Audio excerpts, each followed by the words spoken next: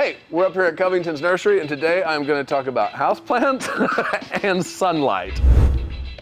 You know, I will consider this video a success if you at least leave with an understanding of what type of light you have in the various rooms of your home and what types of houseplants would like to live in those rooms. Now, to make it easy on you guys, I figured there was no reason why we couldn't use the same light vernacular that Home Depot and all the other box stores use for their houseplants. So I came up here to check it out, and that's when everything sort of fell apart. So they use the terms low light, medium light, and bright light, which are all of course relative, but hey, we can work with this. The problem is that their labeling system is inconsistent, if not just pure nonsense. Here's a ZZ plant label saying it wants medium light, and on the next table over, the same ZZ plant saying it wants bright light. This is especially funny since I know for a fact that ZZ plants are famously a favorite go-to plant for low light situations. Same thing with their snake plants, another low light favorite. Here's one that says it wants bright light, next to a label saying it wants low light, and for good measure, yet another that says the snake plant wants medium light. So, hold on, let me stop right here and tell you, if you need to buy a plant at Home Depot, that's fine. I have no problem with their plants. What I'm saying is that you still need to get your information here at Covington's and just ignore their growing labels entirely, because they're nonsense. I mean, some are right, some are wrong. How do you know which ones are which? Just ignore them. However, we are still going to use the terms low light, medium light, and bright light. Everyone, this is Maddie. She's a houseplant expert up at Covington's Nursery, and together we are going to define these terms for you and show you some examples so you can decide what type of light you have at your house and which plants are best for each situation. Okay, so let's start with medium light, because I understand that an overwhelming number of houseplants are going to be happy in medium light. Yes, absolutely. When in doubt, you want to go with the medium light. That being said, that's ideally an east-facing window or a very large window that faces north. And this is going to be a scenario where so many houseplants are going to be happy. I'm over here at one of my best friend's homes, and any real estate agent or interior designer would definitely call this a bright room. But when we're talking about houseplants, this is medium light, because even though this window is huge, it faces north. And so there's just ambient light everywhere, but no harsh or direct light. And I want you to look how happy these plants are. Almost any plant you put in this room is going to be happy, really. So we're back at my house, and I initially thought that this was a bright light room. I've since learned that it is medium light, mainly because these windows, even though they get sun all day, they do face east. Remember, east is that happy light that almost all plants love.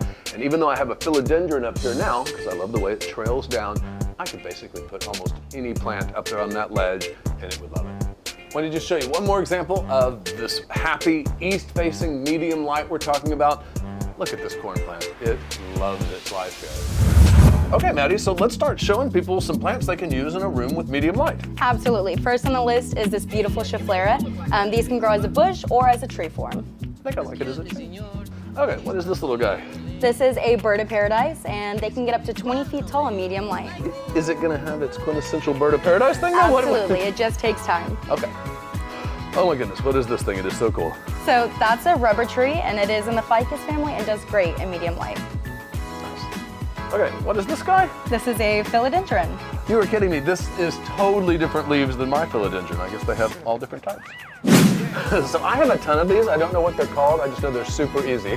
Yes, so this is an aglaonema, and they do great in medium light. They do? Check this out, Ryan. This is a Dieffenbachia, and they do wonders in medium light. Okay, I mean, that's great, but I got distracted by this. Can this also go in medium light? Absolutely, that's an anthurium. Wow, that is cool. Okay, hold on. I think I know what you're holding. I'm just not used to seeing them this small. This is a Monstera, right? Yep, it's a Monstera deliciosa, and they thrive in medium light. Nice. Okay, let's do one last medium light plant. What is this? This is a fiddle leaf ficus. Oh, okay, hold on. I thought this was also this is what I think of as a ficus. This is also a ficus, a longleaf ficus. Okay, and can it also take medium light? Absolutely. Okay. So I'm guessing that establishing the direction that your windows face is just a jumping off point, and there are other factors that are going to affect how much light that houseplant gets. Yes, absolutely, and things like that could be a large shade tree, could also be your neighbor's house, or even a hangover porch. Okay. I just thought of one. It doesn't matter what direction your window faces if you keep the blinds closed all day. Right? Absolutely, yeah. Absolutely. What else? Another thing is in winter, we get less hours of sun and it's not as harsh.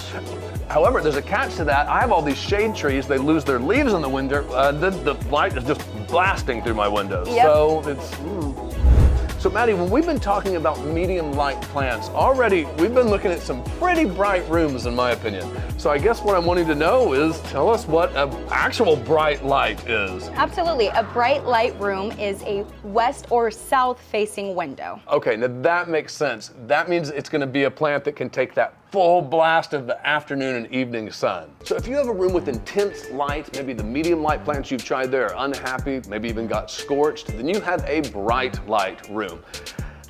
Now it's probably a south or southwest facing room that gets that afternoon sun, and if this is your situation, then I don't want to say your options are limited, but you do need to be very selective about the plant that you choose. This cactus, for example, it loves it here. The more light, the better.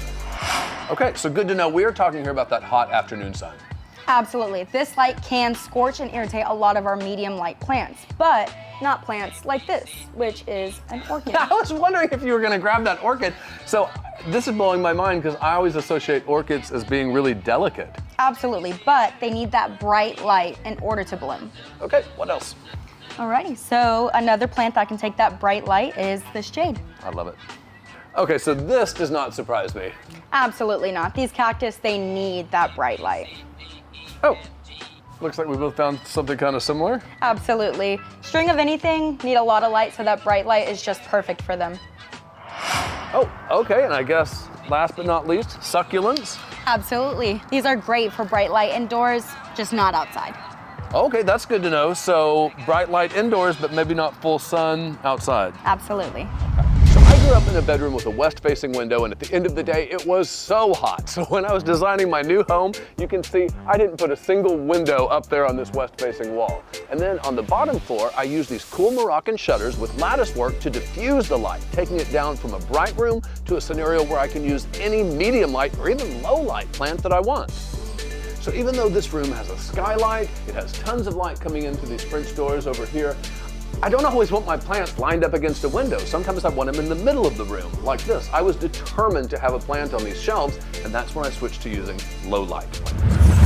So Madi, one last thing before we stop talking about bright light. I want you to tell them what you told me. There is a way that you can still, with a west-facing window, incorporate other types of plants, and that is? Absolutely. You would just take the plant and you would move it further and further from the window, and that's going to decrease the amount of light that it's getting. Which is a perfect transition to everyone's favorite, what we're going to talk about next, low light plants.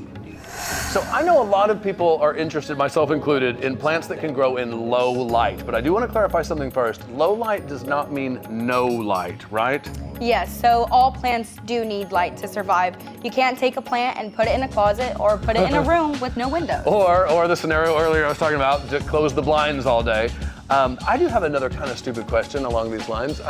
Like the incandescent lights or like the light bulbs that are in my ceiling, are those giving any sustenance to the plants whatsoever? You're shaking your head no. No, unfortunately they do not. You need grower lights in order for a plant to survive.